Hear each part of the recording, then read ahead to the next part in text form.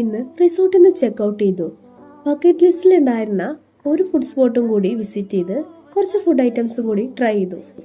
അങ്ങനെ ഊട്ടിയിൽ നിന്ന് തിരിക്കുകയാണ്. ഊട്ടിയിൽ ഇപ്പോൾ 16 ഡിഗ്രിയാണ് ടെമ്പറേച്ചർ. ഈ ട്രിപ്പിൽ ഞങ്ങൾ ഏറ്റവും കൂടുതൽ എൻജോയ് ചെയ്തത് റോഡ് സൈഡ് വ്യൂസ് ആണ്. നല്ല ഭംഗിയുള്ള കാഴ്ചകളായിരുന്നു.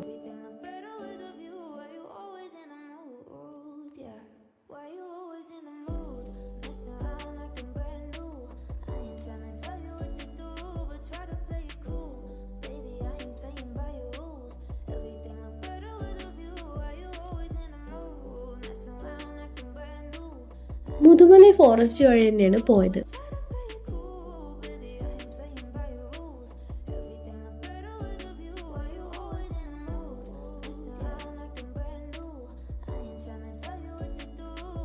അങ്ങനെ ഞങ്ങളിപ്പോ ബന്ദിപ്പൂർ ഫോറസ്റ്റിലേക്ക് കയറാണ്.